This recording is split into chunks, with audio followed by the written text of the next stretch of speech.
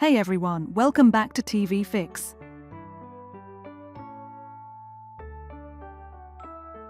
From the home screen, press left on the remote.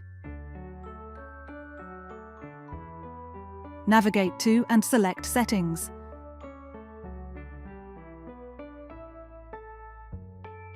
Select all settings.